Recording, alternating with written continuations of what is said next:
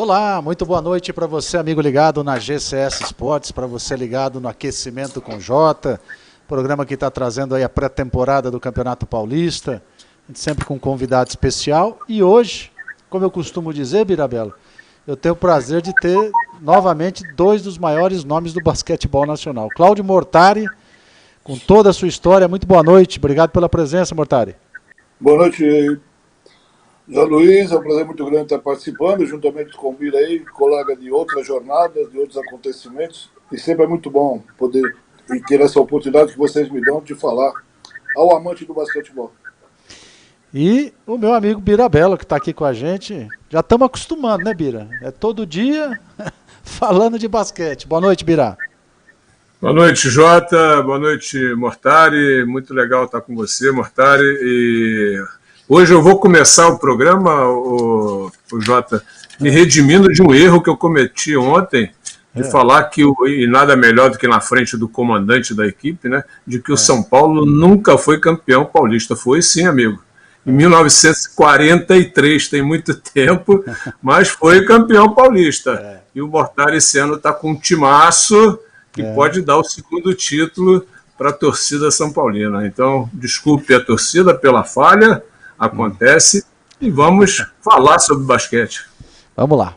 Bom, Mortari, a gente já recebeu aqui, eu acho que estava faltando exatamente a tua presença. E nós conversamos com todos os técnicos, alguns jogadores, fizemos algumas projeções, e eu acho que a unanimidade é a seguinte: você tinha um baita time na temporada passada. Aí você pegou, veio outro time, veio mais 5. Você montou aí uma seleção. Eu queria que você falasse sobre isso. Primeiro que a gente sabe que a gestão de pessoas sua é muito boa, porque você tem muita estrela junto. Como é que você analisa esse time para esse começo de temporada, Mortari? Bem, inicialmente eu quero me desculpar que você me fez esse convite para participar dessa programação há uns 4, 5 meses atrás. Isso. Mas eu tive um problema familiar muito sério e, na verdade, não estava com muito clima para fazer entrevista. Então eu quero me desculpar publicamente aí, mas o problema só foi esse. De qualquer maneira, realmente nós tivemos uma equipe muito boa ano passado, principalmente na Liga. A equipe se sobressaiu de uma maneira bastante positiva. Acabamos em terceiro lugar, que numa primeira disputa, ficando na frente de Minas, de equipes tradicionais como Pinheiros, Mogi, ficando só atrás de Flamengo e Franca, e nós tivemos a oportunidade de vencer as duas equipes. Né? Então isso realmente foi muito importante. Tivemos aparecimento aí de alguns jogadores que brilharam, foi o caso do Jorginho, o caso do Léo Mendel, o Chamel, quando todo mundo já esperava que não fosse ter um rendimento muito bom, foi fantástico, segundo sexto do campeonato. Então nós tivemos uma participação muito positiva. E no Campeonato Paulista, que era o primeiro experimento da equipe, nós não saímos até certo ponto, eu acredito que bem. É uma competição difícil, cruzamos com Franca, que sempre é um fator complicador, mas acho que o tiro inicial foi dado. E o grande problema agora é que com esses reajustes, você tem sempre uma primeira equipe. E depois, é claro, dependendo dos rendimentos, você vai reajustando, vai vendo onde estão as suas maiores carências, e a partir daí você vai completando seu elenco. Então nós tivemos a oportunidade agora de trocar alguns jogadores, vieram 4 jogadores novos, com bastante potência. Nós vamos aumentar, acho que o número de opções, em função do que nós tivemos no ano passado. O nosso time estava, na minha opinião, pelo menos um pouco limitado a nível de substituições, né? Numa maratona que são os 2 campeonatos que nós temos, realmente isso faz muita falta. E a expectativa é que nós possamos ter, se não só na parte técnica, mas principalmente na parte organizacional, na parte de estrutura da equipe, no comportamento dos atletas, uma temporada absolutamente feliz, sem nenhum tipo de problema, com uma equipe que muita gente, quando essa equipe foi formada, achava que não ia dar certo, que a gente não ia chegar, enfim, que nós teríamos algum tipo de problema. Mas, felizmente, os atletas entenderam qual era a nossa filosofia de trabalho. Eu tinha muita confiança naquilo que eles podiam realizar. E apesar de uma equipe que carecia ainda de algumas mudanças e tudo mais, nós pudemos levar as 2 competições num bom nível. E a expectativa agora é que a gente possa melhorar, desde que nós possamos usar o que nós conseguimos como referência para a mudança. Nós temos que continuar dentro da nossa humildade, do nosso patamar, sem mudar absolutamente nada em função daquilo que nós tivemos como resultado. Eu espero que todos entendam o que eu esteja falando, né? O normal é que depois de um sucesso algumas cabeças mudem, e eu tenho certeza que, se não mudar, nós teremos uma trajetória para essa temporada, que será uma temporada totalmente anormal, muito positiva. Ô Mortari, quem acompanha aqui meu programa sabe que eu já dei o testemunho aqui, inclusive, que é muito bacana eu poder fazer o que eu faço, porque na quadra eu acompanho faço a transmissão e acompanho tudo que está acontecendo ali envolto, né? E eu dizia aqui, já disse para o Bira e para outros convidados, que o que me impressionou, a torcida do São Paulo é coração, ela não é cabeça, ela vai pelo coração, ela quer vitória. Quando começou o Campeonato Paulista do ano passado, você citou inclusive aí, muita gente não acreditava, era muita gente junto, estrelas, e o time variava, jogava bem um jogo, no outro não ia legal. A torcida fez uma pressão terrível dentro da quadra em cima de você. E eu dizia para o Birabella e para os outros convidados, você com a maior tranquilidade do mundo, absorveu isso, o time foi encaixando, foi ajustando, e depois, para mim, a virada de página que precisava foi aquela vitória em Bauru, né, com aquele jogaço do Jorginho, que pôs a bola embaixo do braço, e vamos que vamos. Depois daquilo, teu time acertou. Aí você vem, e aí o Bira pode ir comentando junto, você vem e traz outros jogadores definidores. Você tem praticamente ali 10 jogadores que pode ser o homem da última bola. A principal característica para arrumar esse time é a gestão de pessoas, Mortari, na tua opinião? Eu acho que não é só esse time, é qualquer time hoje. O gerenciamento de pessoas é extremamente importante. É que eu costumo dizer o seguinte, que treinamento, treino, muita gente é capaz de fazer sem nenhum tipo de problema, tá no livro como você faz, etc. Agora, o dia a dia do treinamento, dos jogos, a confiança que a equipe tem no seu trabalho, a confiança que você também delega aos jogadores, porque na realidade a nossa profissão, como vou citar o Bira aí, acho que é uma das profissões que mais delegam, né? Porque você pode ser gênio, que não é meu caso, lamentavelmente, mas quem vai decidir não sou eu, os caras é que vão decidir. Então eu posso traçar a maior jogada do mundo, tudo mais, mas quem vai fazer a bandeja é o cara. Então eu deleguei todo o meu conhecimento para uma quebra de punho lá que o cara poderá meter a bola ou não. Então a gente delega. Então essa confiança mútua, esse conhecimento, porque a partir de um determinado momento, a verdade é que nós convivemos mais entre nós e com a própria família. Então é fundamental que você tenha um ambiente sadio, um ambiente bom, onde o atleta não sai de casa de manhã falando, pô, tenho que treinar de novo, que saco, entendeu? Tem jogo hoje, eu tenho que sentir prazer e ir para o jogo. Agora, para que isso ocorra, eu acho que o treinador tem uma função extremamente importante, uma participação importante. Eu costumo dizer para o meu time, e costumo dizer nas lives, que eu faço o seguinte, felizmente, eu sou dotado de 3 bons sentidos. Eu ouço bem, falo bem e enxergo bem. Então eu não finjo que não vejo, não deixo de falar quando tenho que falar, e não finjo que não vi o que aconteceu. Então os problemas têm que ser encarados, os problemas sempre existirão, claro, em qualquer equipe você administra vários fatores que às vezes você nem passando pela sua cabeça que vai acontecer, mas acontece, e você não tem solução para amanhã, a solução tem que ser agora, você não pode adiar problema, principalmente numa equipe que vive a cada 24, 48 horas foram jogos indecisivos, então você não pode acumular problema, nem tomar cerveja no mesmo copo, nem churrasquinho, enfim. As coisas são feitas de uma maneira muito honesta, muito máscula, sabendo que eu estou trabalhando com pais de família, e eu respeito muito isso, a coisa pública, por exemplo. Entre eu e os caras no vestiário pode ser um monte de coisa, publicamente eu não tenho direito de exorbitar sobre ninguém, de tripudiar sobre ninguém. Então, esse respeito que eu dou aos atletas, eu exijo que também seja respeitado. Infelizmente, para mim, em todos esses anos de carreira, 50 anos já, a coisa sempre funcionou dessa maneira. Bom, eu dei um pulo para frente falando de campeonato, mas você é um nome que indiscutivelmente é um dos maiores nomes da história do basquetebol nacional. Isso é indiscutível. Eu queria, com o Bira junto, tentar puxar aí de você. Você tem algum momento na tua carreira que você fala, esse aqui é mais especial, Mortari? Esse campeonato, ou esse time, ou essa situação, algo te tocou mais do que... Ou tá sempre o amanhã é principal? O campeonato seguinte foi no dia seguinte que acaba esse, e no dia seguinte começa o outro. Não tem. A verdade é o seguinte, talvez até pela idade e tudo mais, sem dúvida nenhuma, o título que eu ganhei pelo Sírio, a nível de grandeza foi o maior deles todos, né? Principalmente que eu fui para uma equipe, uma das equipes que eu... o mundo, a vida é gozada, né? Porque o Sírio era uma das equipes que eu achava que eu nunca iria trabalhar. E eu fiquei lá 8 anos. Eu tinha 2 equipes que eu achava que nunca ia trabalhar. Uma delas era o Sírio.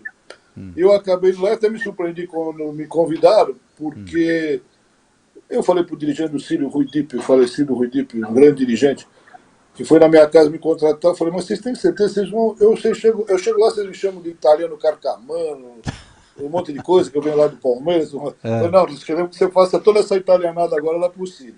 Falei, então tudo bem, então vamos lá. Enfim, acabei ficando 8 anos, com 28 títulos ganhos, quer dizer, uma passagem absolutamente tranquila. Mas cada situação é uma situação diferente. Por exemplo, agora no São Paulo, nós não ganhamos título, mas a participação é uma participação que marcou, porque ela...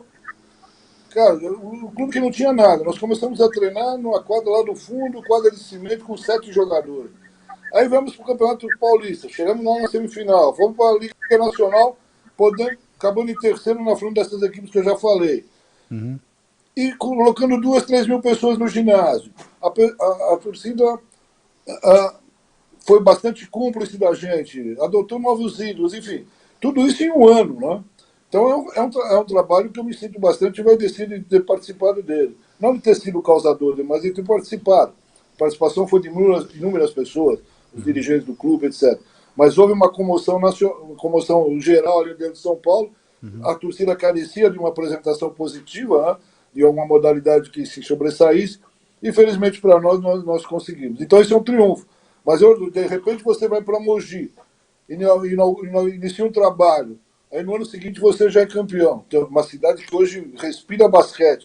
Sim. Então, pouca gente lembra, porque eu fui o primeiro treinador campeão lá em 96. Então, essas coisas todas marcam demais. Então, cada momento que você vive são situações diferentes, desafios diferentes e satisfações diferentes também. Bom, então como a gente tem aqui uma enciclopédia do basquete que é o Bira Bello, Bira, eu pergunto para você agora, o que você acha que foi mais marcante aí na história do Mortari? E olha que você acompanhou muita coisa, hein? Não sei se o Mortari lembra, nos enfrentamos como técnicos, eu não estou lembrado do ano certo, mas lá em BH, um campeonato brasileiro adulto, ele era técnico da seleção paulista, eu era técnico da seleção carioca, eu não lembro o ano, desculpe, mas não lembro o ano. Cara, o Mortari tem uma carreira espetacular, uma carreira realmente inquestionável, muitos títulos, por onde ele passou, ele sempre fez um trabalho muito legal. E eu acho que a questão da gestão de equipe, né, a maneira como ele se coloca para os jogadores, eu sempre falo o seguinte, Jota e Mortari, eu nunca tive problema nenhum com o atleta. Aí, de repente, muitos alunos me perguntam assim, professor, por que o senhor não é técnico hoje em dia? Por que o senhor não está treinando a equipe? Porque eu me desiludi um pouco com esse processo de pagamento, de remuneração. Eu fiquei, tomei alguns anos de calote, assim, 6 meses sem receber, 5 meses sem receber. E eu falei assim, não, chega, eu não quero mais, vou trabalhar na minha parte acadêmica, e dando aula em 4 universidades. Surgiu o convite para ser comentarista no Sport TV, onde fiquei durante 25 anos, 6 Olimpíadas, 8 Copas do Mundo, enfim. Mas eu nunca deixei de estar no basquete. Eu gosto de ser técnico, eu gosto de estar na quadra, ganhei 2 títulos pelo Vasco no adulto aqui no Rio de Janeiro. E uma coisa que eu acho que é o seguinte, eu nunca tive problema nenhum com um atleta. Ele falou na questão do respeito, eu acho fundamental. Você tem que respeitar para ser respeitado. Na medida em que você fala alguma coisa para o atleta que não é uma coisa legal, desrespeita o atleta, xinga o atleta, você abre uma brecha para ele te xingar também, aí acabou o respeito. Acabou o respeito, acabou a equipe. Então você tem que ser justo, tratar todo mundo igual. Ele falou da questão de criar um ambiente favorável. Isso é fundamental. E ele falou também sobre a questão de você passa mais tempo, às vezes, com a sua equipe do que com a sua família. E isso é verdade, é a pura verdade. Então esse ambiente ele tem que ser excelente. O atleta ele tem que sair de casa satisfeito para ir treinar. Pô, vou treinar, legal, vai ter treino, tomara que o treino dure muito tempo. Enfim, É o que eu falo para os meus alunos, Mortari. O dia que você, como professor de educação física, torcer para ter greve de ônibus, para chover, para não dar aula, amigo, para pensar e vê se é isso que você quer. Então, a carreira do Mortari é uma carreira espetacular. Eu acho que aquele título que ele conquistou no Sírio, né? Ele conquistou vários títulos no Sírio, mas aquele Mundial realmente foi marcante, deve ter sido uma coisa espetacular para ele, para os jogadores. Eu converso muito com meu amigo Marquinhos sobre aquele título e para o basquetebol brasileiro. Então, falar e conversar sobre basquetebol com o Mortari é sempre um aprendizado. A gente mora tão perto, quer dizer, 400, 500 quilômetros não é tão longe, mas a gente se encontra pouco. E, de repente, quando a gente se encontramos outro dia na orla da Barra da Tijuca, fazendo uma caminhada, num dia ensolarado, eu, ele, meu filho Daniel, e o papo foi muito bacana. O Daniel falou assim, o Mortari é um cara legal, nunca tinha conversado com ele e tal, enfim. Mas falta oportunidade, quando surge oportunidade a gente quer mais aprender. Bom, vamos voltar para o Paulista. Mortari, isso tudo foi conversado aqui nos outros programas com os outros convidados. Agora é a vez de falar com você aí. Quando surgiu aí essa história da pandemia, quarentena, paralisou tudo, jamais nós tivemos, por exemplo, 4 meses, 5 meses sem treinar. Nunca ouvi falar nisso. Férias podia ter 1 ou 2 meses, mas os times pararem como parou, a gente não tinha visto. Qual era a grande preocupação? Que não houvesse competição esse ano. Bom, em reunião, vamos fazer o campeonato. Vamos falar do Campeonato Paulista. A expectativa é que os times, como eu inclusive acompanhei as reuniões, viessem com a maioria com sub-19, jogadores jovens, em função de receita e tudo mais. Acontece que, de repente, nós começamos a ter. Não vou nem falar do teu time, mas Bauru. Olha o que o Bauru montou. Um time que ia parar, chamou lá o Valexei, o Alex, o Guideodato, todo aquele time que você está sabendo já. O paulistano repatriou alguns jogadores, trouxe o do Sommer, trouxe o Derek, trouxe o Jimmy e os meninos que são já a seleção de base. Para resumir... Cauê do Botafogo. Para resumir, o Campeonato Paulista, que parecia ser uma competição, vamos preencher a lacuna para não deixar de fazer, virou um baita campeonato. O teu time é invejável, vamos discutir. Eu queria que você desse a sua opinião primeiro desta formatação do Campeonato Paulista, que tinha tudo para ser leve. E para mim vai ser um dos mais equilibrados. A verdade é que o Campeonato Paulista tem todo o seu charme. Né? Você disputa outras competições, e ele era, inclusive, mais importante até, porque ele era classificatório para o Campeonato Brasileiro. Né? Então você tinha uma guerra total aí, e tinha uma guerra muito grande entre as equipes da capital e a equipe do interior, que anos atrás, o estadual você jogava uma parte no interior e outra parte dos times da capital. Depois juntava 4 melhores colocados do interior com os 4 melhores da capital e fazia o campeonato do estado. Né? Então você tinha o campeonato da cidade e o campeonato do interior. Então ela sempre teve seu charme e sempre foi muito importante participar e principalmente ganhar. Eu falo isso porque eu ganhei acho que 8 ou 9 estaduais paulistas, então realmente é um título bastante importante e atualmente passa a ser um vestibular importantíssimo, né? Que você chega com a equipe formada para a segunda competição importante, que exatamente é a Liga Nacional. Então ela tem todo o seu charme. E é fundamental que você...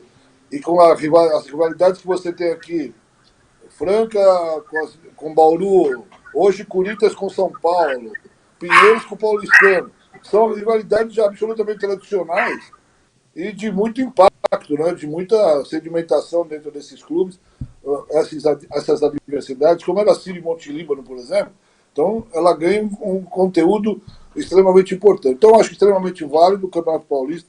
O grande problema é que nós não sabemos exatamente como a situação ocorrerá em função de tudo isso que está acontecendo. Eu acho que vai ter um aspecto, mais do que o aspecto técnico, o aspecto físico, etc., é a reação no aspecto de comportamento, de moral, de saber como que o atleta vai repercutir, jogando em situações, treinando depois de muito tempo, jogando com o ginásio vazio, enfim, a gente não sabe qual vai ser a reação a nível mental de todos os atletas. Acho que físico e técnico, a gente fatalmente recupera isso num espaço pequeno de tempo, mas o aspecto emocional me parece que vai ser o aspecto a ser combatido, quer dizer, da condição que o atleta sai dali, não é só o jogo, ele sai dali, ele vai para casa, ele assiste televisão, ele vê os acontecimentos, vê o que está acontecendo, tem filho pequeno, enfim, existe uma problemática toda depois que ele sai da quadra.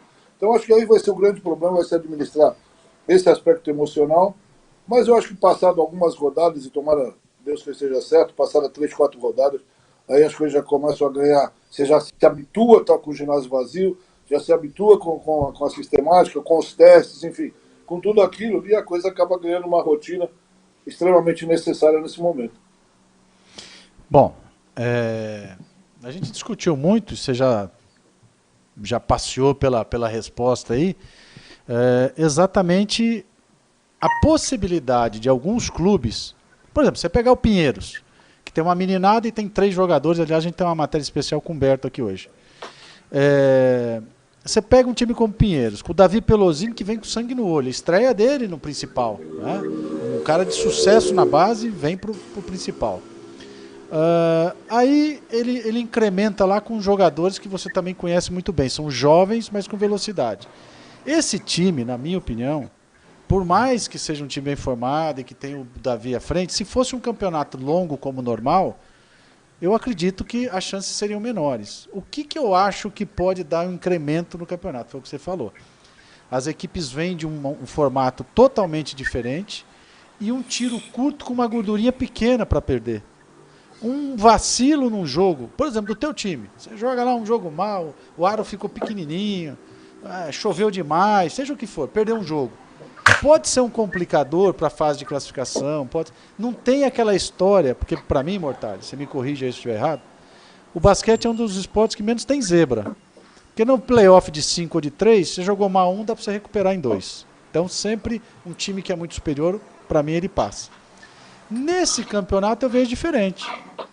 Você concorda comigo ou não? Pode ser um errinho, acabar com uma estrutura do campeonato? O que você acha, Mortari? Sem dúvida, porque você não vai ter o jogo de volta, você vai ter um jogo só. Então você perde esse jogo aí, você não tem poder de recuperação sobre a mesma equipe. Então, praticamente, em relação àquela equipe, você já está em desvantagem. Tá? Você não tem como se recuperar. Na verdade, você traça, quando você faz uma rotina do campeonato longo, mais longo, ou com 2 turnos, você traça aquelas partidas que você tem que fazer 2-0, aquelas partidas que você tem que pode fazer 1-1, né? E a partida que você não pode fazer 0-2. Então você não pode, a nível de classificação final. Essa não vai dar para fazer essa conta. Essa você tem que vencer ou vencer, entendeu? Porque senão, uma derrota, você pode perder degrau de classificação, porque não tem, como eu já disse, você não tem a nova chance de jogar contra o mesmo adversário. Você vai se complicar contra algum outro adversário que também possa ter perdido, ganhou, pior ainda. Então você vai descendo a sua classificação. Quanto pior você for na classificação, o seu grupo de semifinal e tudo será muito mais difícil. Certo. Bom, eu estou esperando aqui a Mari entrar com a gente, que é a nossa parceira aqui de equipe, porque a gente tem uma matéria, viu, Mortari? Toda quinta-feira a gente criou um quadro aqui, é um dia com um pouquinho do jogador, como é que ele treinou, uma entrevistinha rápida. Daqui a pouco a gente vai ter a Mari aqui para falar disso. Eu quero, Bira, a hora que você quiser interferir, fique à vontade, mas eu quero te fazer uma outra pergunta. Um cara chamado Jorginho, que é do teu time, todo mundo percebeu há anos que ele era um cara diferente. Perfeito, até aí o Jorginho foi jogar fora, já contou a história aqui pra gente, o que não deu certo quando ele foi jogar fora, aí ele voltou, contou também a história dessa volta, o que ele não se sentiu bem. E de repente, não é que o Jorginho aprendeu a jogar. A chave do Jorginho virou para um lado. E eu vou perguntar para você, com a tua experiência, o que é que você acha que você fez para o Jorginho encontrar o jogo ideal dele? Que ele é um jogador moderno, um jogador com característica de NBA, é um baita cara e está focado, está com sangue no olho. O que você fez para provocar isso, Mortari? Bem, o Jorginho já tinha um relacionamento com ele desde o Pinheiros, né? Ele chegou a fazer parte da equipe adulta lá no Pinheiros quando eu era seu treinador ainda. Depois fez uma transferência para o Paulistano. Aí eu não gostaria de fazer nenhum tipo de paralelo ou comparação.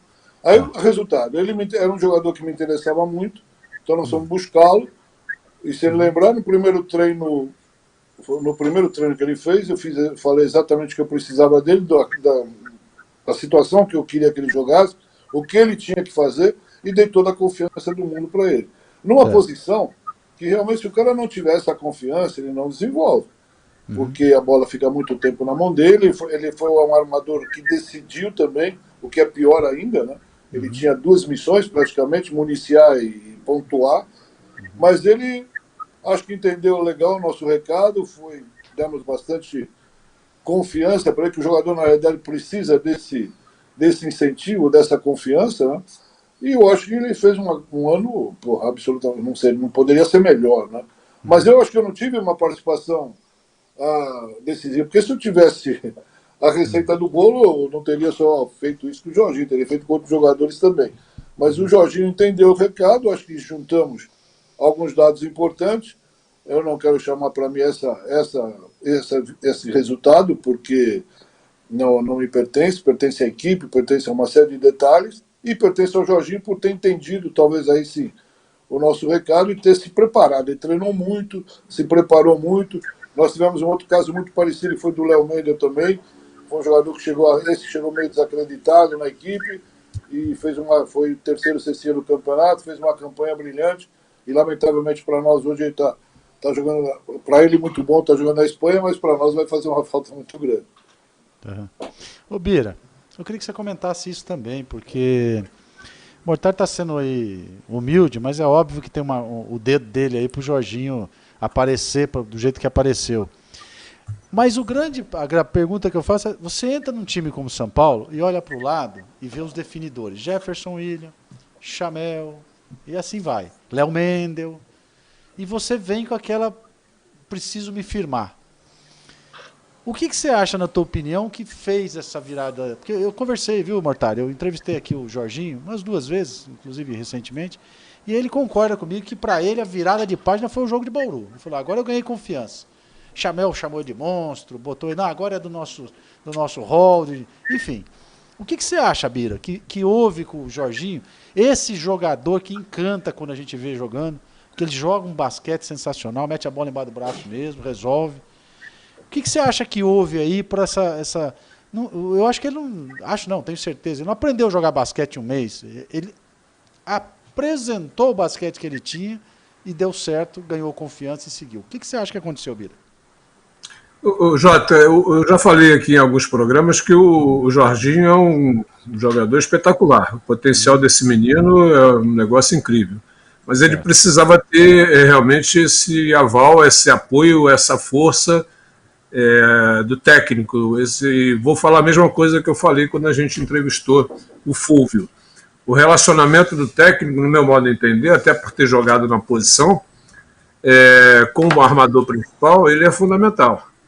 O armador principal, ele é uma extensão do técnico na quadra. Então, eles têm que estar sempre juntos, têm que estar sempre falando a mesma língua. Se houver algum tipo de desconfiança, né? Eu vejo, já vi muito na minha vida, como jogador, como técnico, como comentarista, alguns técnicos que tomam umas atitudes, né? E que eu não acho legal, como, por exemplo, substituir em cima de um erro. O cara errou, o cara já está chateado, você substitui ele e, dependendo do jogador, você vai perdendo o jogador com esse tipo de atitude. Então, esse relacionamento do técnico, principalmente, não só com o armador principal, com todos os jogadores, mas principalmente com esse armador, o cara que joga nessa posição, que ele tem esse objetivo, ele tem esse... de fazer a equipe jogar, né? Ele tem que fazer a equipe jogar, além de pontuar, e o Fúvio concordou inteiramente com isso, né? Que ele se preocupa muito em fazer a equipe jogar. Então, ele tendo esse apoio total do técnico, né?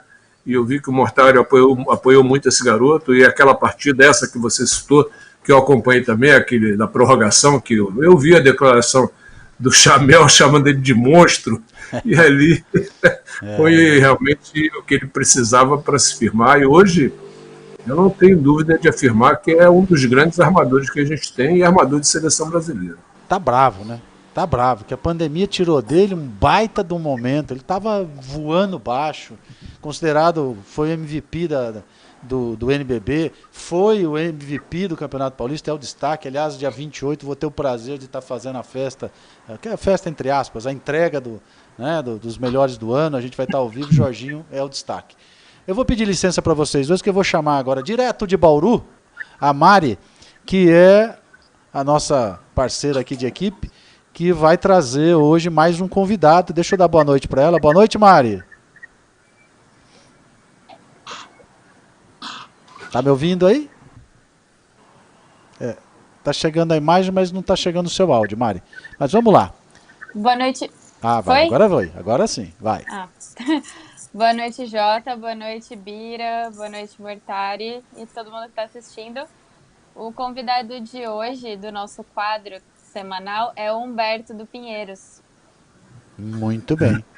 Então, deixa eu contar uma historinha que o Mortari certamente não sabe. Mas eu fiz, Mortari, eu também tive o privilégio de ser o gerador da Corinthians TV, que foi na Liga Ouro, Campeonato Paulista e tudo mais. E o Corinthians na Liga Ouro tinha um time do tamanho da Liga Ouro, ou seja, não é um time de NBB. E sempre um jogador chamava a atenção pelo seguinte: ele ficava no banco, entrava, dava o sangue, não interessava se ele ia jogar 5 minutos, 10 minutos, quando entrava, ele entrava para resolver, para ajudar o Corinthians. Depois ele fez isso num time que o Corinthians montou já com jogadores de renome, para jogar o Paulista e o NBB. E sempre que chamado, Humberto correspondeu. Então eu dizia sempre nas minhas narrações: tá com problema, chama Humberto para ele acalmar a coisa lá, que é um jogador de entrega. Não é um marqueteiro, mas é um jogador de entrega. Por isso é um grande prazer tê-lo aqui hoje no quadro. Vamos assistir o que a Mari conversou com o Humberto e como é que tá a história dele aí nos treinamentos. Vamos lá, vamos ver. Humberto, depois de 2 temporadas vestindo a camisa do Corinthians, agora o Ala volta para sua casa, pro Pinheiros. Bora ver esse bate-papo.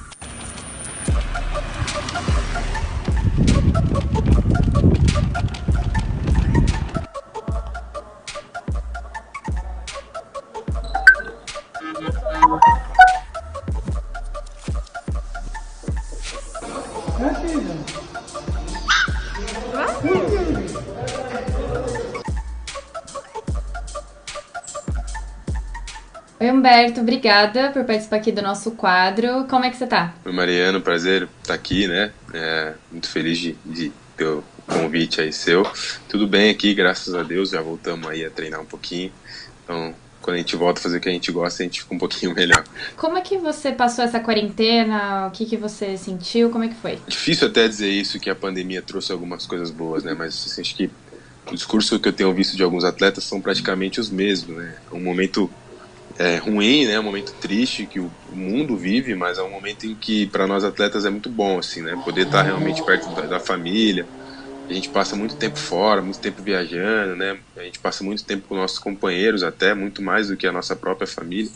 Então foi um momento onde eu procurei, né? Eu tenho um filho recém-nascido, já está com 1 ano, mas então eu pude participar de muitas coisas que talvez, se a temporada tivesse continuado, eu não participaria, né? Então foi um período muito legal para mim poder pegar os primeiros passos dele, ver ele aprender a andar, aprender a engatinhar, né? Pude ver isso de perto, poder falar papai, poder falar mamãe.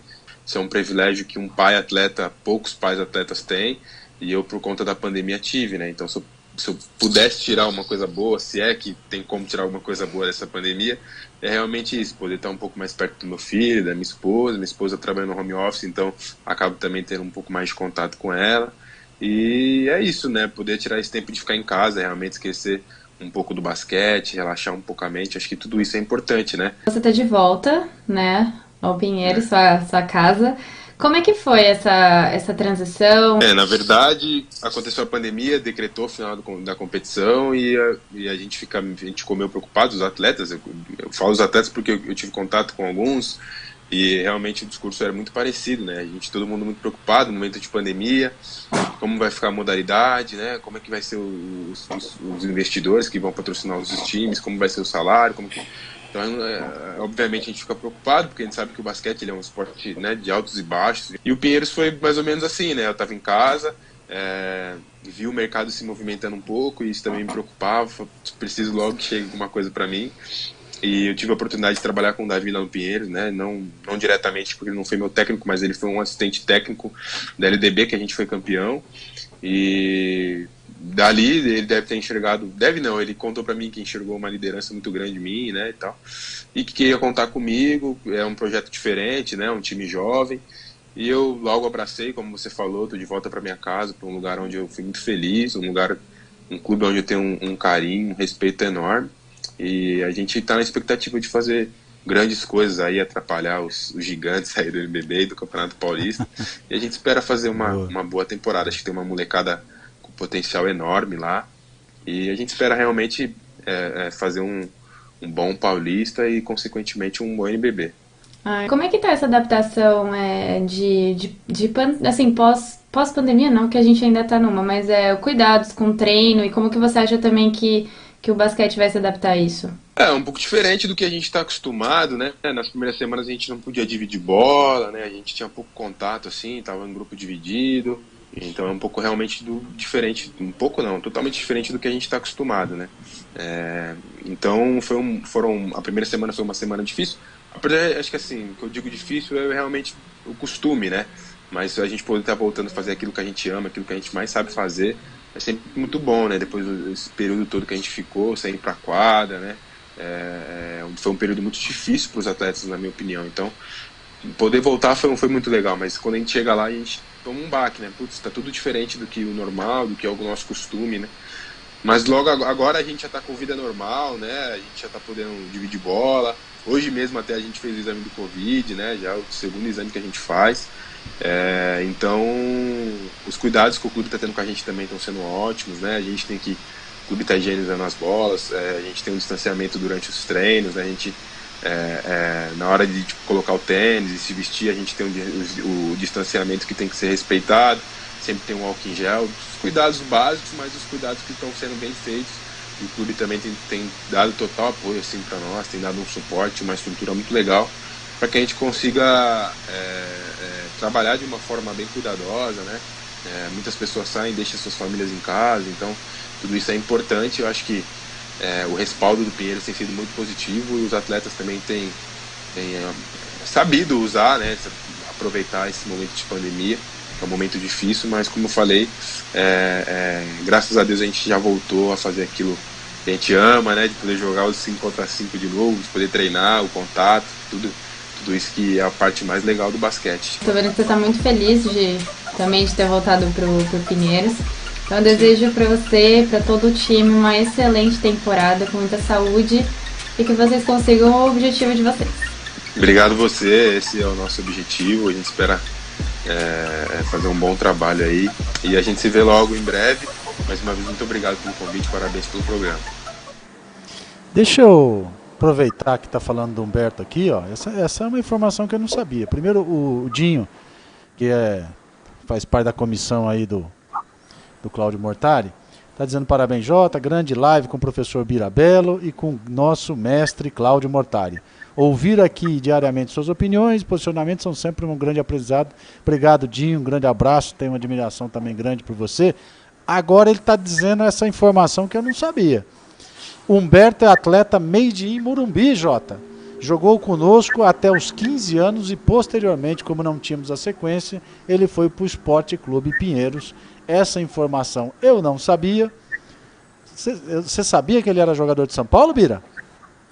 Não sabia não. Também estou lendo isso aqui agora, não sabia não. Legal, Dinho. Boa informação. Boa informação. Bom, Mortari, voltando aí então, de novo, ao teu time agora. Eu fiz uma brincadeira aqui outro dia, e você vai responder facilmente, mas a gente não conseguiu achar essa solução. Eu elaborei aqui um final de jogo, 3 segundos para acabar.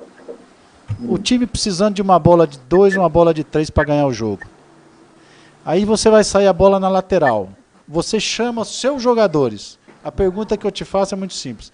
Você manda o Chamel decidir, você manda o Jefferson William decidir, você manda qual desses jogadores definidores definir o jogo. Como é que você faz essa escolha? Porque tem time que tem um cara que mata o jogo. E faz Desculpa, pode continuar a pergunta. Não. Pode continuar. Não, a pergunta é essa. Como é que você decide? eu não, honestamente, eu não nomeio quem deve chutar essa bola. Eu acho que a gente tem um plantel, vai ser a circunstância do jogo, a confiança vai ser a mesma, porque de repente a nomeação de alguém para fazer esse arremesso, e ela fica mais ou menos óbvia em função do adversário até, né? Tá. Ele vai fazer uma marcação um pouco diferente sobre esse jogador, mas se você determinar, você tira a responsabilidade da maioria do elenco, passa toda a responsabilidade para um jogador só ou para a sua mão. Então, o jogo depende das circunstâncias que vai ocorrer o lance ali, e quem tiver, o que nós temos que determinar só é se, por exemplo, eu vou precisar de uma bola de 2 pontos ou uma bola de 3 pontos. Tá. Se você não vai abrir mão. Agora, na hora de decisão, automaticamente, aquele cara que tem mais potencial, no caso da minha equipe agora, o Chamel, por exemplo, que tem aproveitamento, ou o Jorginho, eu tinha o Léo, eu tinha o Jeff. Então você tem várias opções. Eu não posso tolher esse jogador que, de repente, cair numa posição boa, importante, e não fazer uso do arremesso que eu pedi para que o outro cara lá arremessasse. Então acho que fica uma coisa muito complicada. Mas normalmente, o jogador que vai decidir essa bola, salvo alguma maluquice, é esse jogador que todos eles sabem quem é que tem mais potencial e que poderá ter um número menor de erro. Ô Bira, que dor de cabeça gostosa ter Mortari, né? Tem que escolher entre esses craques aí, acho que deve ser bom, né, Bira?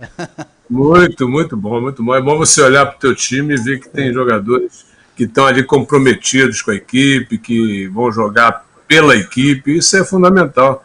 Eu só queria perguntar ao Mortari, e queria que ele falasse sobre essa volta, como é que está essa volta, vocês voltaram há quanto tempo, como é que estão seguindo os protocolos, como é que está sendo feito o treinamento, quais as dificuldades que vocês estão encontrando, porque está sendo diferente para todo mundo, né, amigo?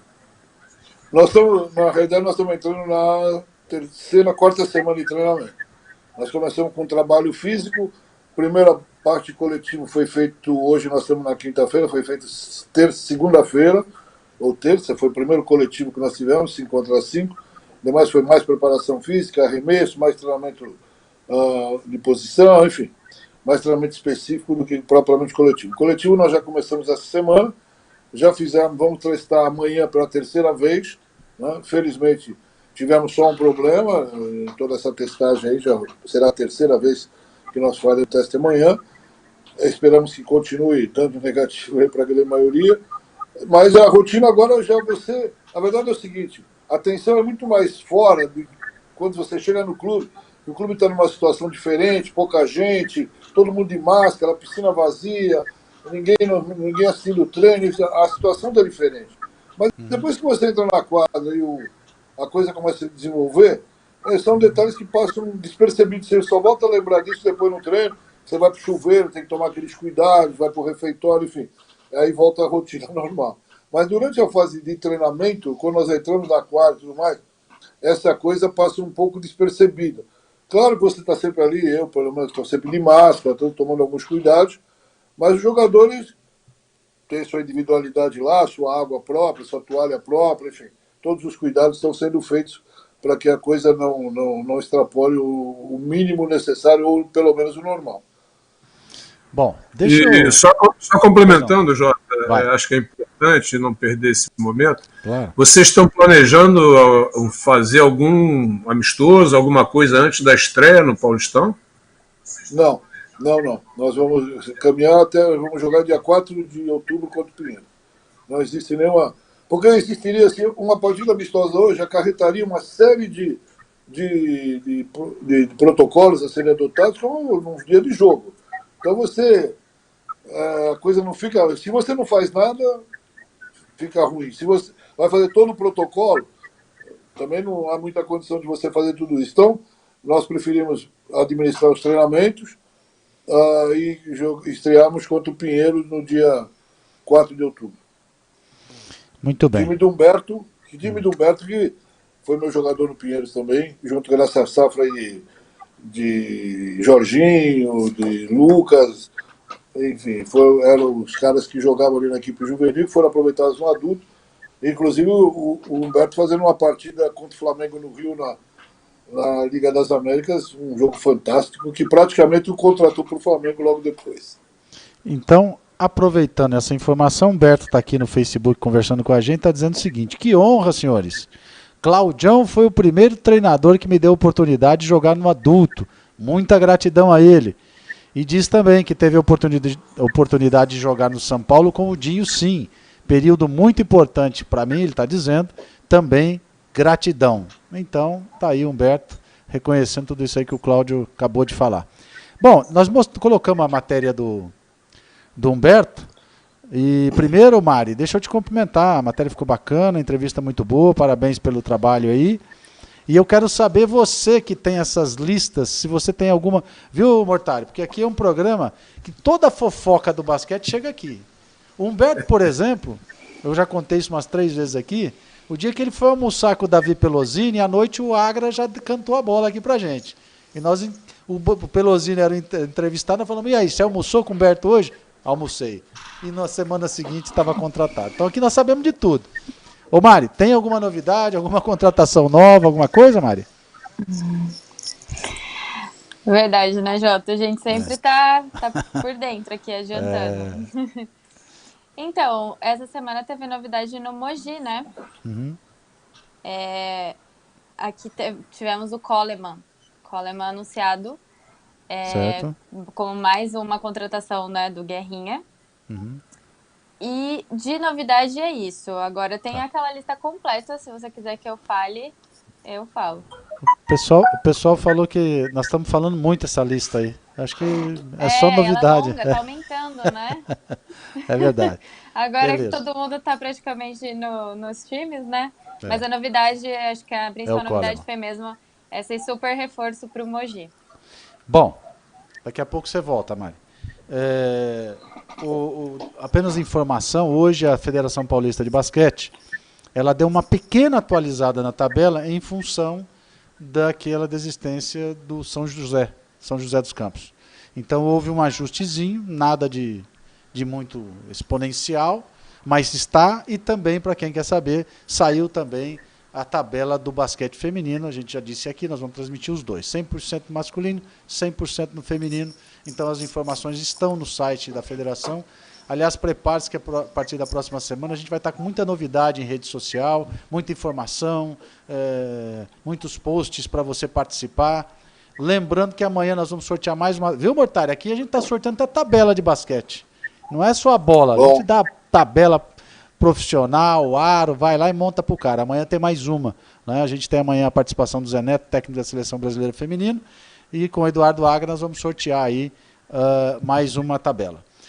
Vamos lá, pra gente finalizando, que eu sei que o Bira tá preparando a janta dele lá, viu, Mortari? Todo dia ele faz um pratinho especial, um dia uma tapioca, outro dia um macarrão, outro dia Então daqui a pouco ele vai contar o que ele vai cozinhar aí. Mas eu queria saber de você o seguinte, o Campeonato Paulista, ele tem, você vai jogar 4 partidas e depois vai para a classificação. Como é que é para você botar na cabeça do teu time que você vai enfrentar, claro, times mais ou menos equilibrados, que você vai cruzar? Estão dizendo aí que a grande confronto vai ser São Paulo e Bauru. Não sei quem que está falando, mas estão falando que é o grande confronto.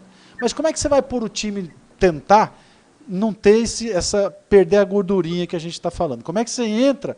Você acabou de falar que não vai ter amistoso, já entra para o campeonato para decidir. Como é que você vai conseguir trazer o time em tão pouco tempo para essa partida?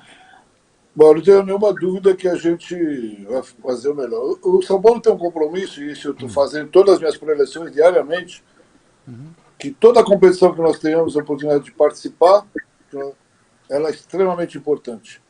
Nós não temos lá, nós temos que ir em busca de tudo. Então, para a busca de tudo, nos compromete e nos dá a responsabilidade de encarar as competições não por aquilo que nós achamos, mas por aquilo que ela vale. Então não está em julgamento o adversário, a forma de disputa, o que está em julgamento é o nosso comportamento, que terá que ser esse comportamento sempre, como foi nessas 60, 70 partidas que nós fizemos na temporada passada. Isso tem que ser nosso... Daí só para melhorar. Então é aquilo que eu falei, que nós não podemos mudar nada daquilo que nós conseguimos, caso contrário nós corremos o risco de repente, não executar aquele trabalho, principalmente de humildade. Você começa a entrar agregados, começa uma série de detalhes e a pessoa às vezes pode mudar. Então, o fundamental é que a gente mantenha essa importância e essa responsabilidade. O que foi demonstrado, que no Campeonato Paulista, na Liga, que não se tinha direito, qual era o formato da competição, seja ela qual for, nós vamos discutir formato. Nós vamos discutir o comportamento da nossa equipe. Então, nós vamos nos preparar, qualquer que seja, e qual a importância que o campeonato merece. Porque senão você cai naquilo que é o seguinte: o campeonato deixa de ser importante para aquelas equipes que caem fora. Esse campeonato não faz mal, perdeu, não faz mal. Não. Toda a competição com a camisa do São Paulo é extremamente importante. Vamos inaugurar ginásio, é importante, porque nós estamos representando uma comunidade muito grande. Para quem não conhece o tamanho, então tem que saber a importância disso, que onde você vai, você tem agregados, você tem torcedores, enfim, você tem uma responsabilidade quase que diária. Então o jogador tem que saber disso, saber basicamente que time que ele trabalha e saber exatamente qual o tamanho dessa equipe e qual a divulgação e a repercussão dessa equipe. Certo. Ô Mortari, você já passou diversas situações no basquetebol nacional, clubes, enfim, você já passou por tudo. Você podia imaginar que um dia a gente fosse passar uma situação dessa, essa pandemia, essa parada mundial? Como é que você lidou com isso, Mortari? Eu lidei muito mal, porque eu já disse, eu tive um problema muito sério, que não tem nada a ver com isso daí, mas sim, foi pior ainda, porque foi exatamente quando começou esse problema todo. Está fazendo 6 meses quase que a gente está aqui numa sistemática de vida totalmente diferente. Mas isso nunca passou pela cabeça. Poderia ocorrer um negócio desse tamanho, com tanta falta de informação, com tanta desinformação, com tanta interrogação, né? Você não sabe se vai para a esquerda, para a direita, se mudou vários conceitos, pode juntar gente, não pode usar máscara, não deve, enfim, várias coisas, várias opiniões, né? Acho que muita gente deu opinião e nós nunca tivemos um direcionamento absolutamente correto. Mas isso é inimaginável para qualquer ser humano. Eu só não acredito que a vida será diferente depois disso, né? Tomara que acabe logo. Acho que vai continuar dentro dos segmentos normais, mas que nós tivemos 6 meses que ninguém imaginou, ninguém mais pessimista das pessoas não conseguiu imaginar como seria. Para nós, todos nós raciocinamos o seguinte: você vai durar 1 mês e 15 dias, sei lá o quê, vai passar aqui e acabou, como nós já passamos por várias outras coisas. Essa veio para ficar. Eu não sei até se exatamente por excesso de informação, a coisa ganhou um tamanho bastante grande, bastante assustador, inclusive, né? E a expectativa é que aqueles que estão convalescendo disso tenham uma recuperação absolutamente rápida, que têm que ser protegidos. Nós temos que lamentar todos os acontecimentos, todas essas mortes, todas, que isso não é bom, claro, mas nós temos que continuar. A verdade é essa. Nós temos que continuar dentro daquilo que for melhor. Talvez não seja igual a partir desse ano, não será nunca mais igual, mas aos poucos eu acho que nós vamos voltar àquela rotina, boa ou ruim, mas a gente vai voltar numa rotina que pelo menos nós estaremos mais próximos e mais experientes naquilo. Muito bem. Então, antes da gente terminar, eu quero mandar também um abraço especial para a Tereza Kodama, que a gente está vendo aí os produtos do basquete que a Tereza Kodama trouxe de novidade para a gente, uma artista plástica, uma procuradora aposentada, artista plástica, e que hoje foi oficializada como embaixadora social da Federação Paulista de Basquete. Ela vai desenvolver vários projetos sociais em defesa contra a violência contra a mulher, contra a criança e adolescente, enfim. A gente vem com novidades aí. Quero agradecer essa parceria com a Tereza Kodama e também, né, parabenizá-la pela escolha. Vai ser um trabalho muito bacana. Parabéns, Tereza, e obrigado por estar nos acompanhando nesse momento. Bom, vamos lá para despedir. Primeiro da Mari. Mari, obrigado mais uma vez. Parabéns, matéria bacana com o Humberto. Obrigado pela participação, Mari. Obrigada, Jota. Obrigada, Mortari, que o São Paulo tem uma temporada como a gente acredita que vai ter, né, com um time incrível. E o Bira também, boa noite para você e para todo mundo que acompanhou. Já preparou a janta aí, Mari? Já, hoje vai ser tapioca também. Aí, Bira, você arrumou. Bacana. Tchau, Mari. Até o próximo, então. Tchau, beijos. Até mais. Tá aí a Mari. Bom, o Mortari, é redundância dizer que é um grande prazer ter recebido você aqui. Você é um cara que a gente tem uma admiração muito grande, fez uma história tão bacana no basquete. E o mais bacana de tudo, que você continua forte, você continua decisivo, você continua querendo mais. Fiquei muito feliz de ver a tua conversa hoje.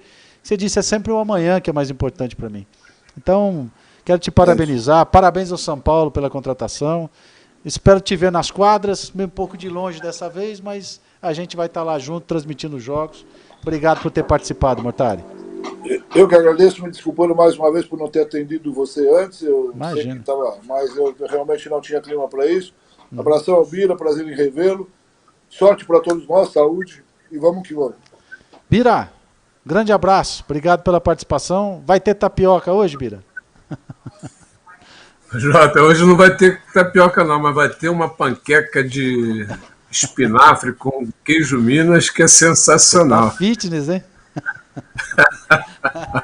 Olha, muito legal ter participado mais uma vez aqui do programa contigo, o Aquecimento com Jota, viu, Mortari? Tá arrebentando, o cara criou um programa espetacular de segunda a sexta nesse horário de 19 horas, realmente muito bom. Mortari, muito bacana te ver, pô, é sempre um aprendizado te ouvir e o papo é sempre muito gostoso. Boa sorte aí nas próximas competições. E que a gente se encontra de vez em quando, né? A gente está, foi o que eu falei, Rio e São Paulo não é tão longe, mas a gente, de vez em quando a gente se bate por aí. Um forte abraço, boa sorte abraço, e saúde. Obrigado. Obrigado a todos que acompanharam o Aquecimento com Jota aqui na GCS Esportes. Obrigado pelo carinho da audiência. Amanhã, 7 da noite, não esqueçam, eu vou estar com o Eduardo Agra e também com o Zé Neto, ao vivo aqui no Aquecimento com Jota. Um grande abraço e até amanhã.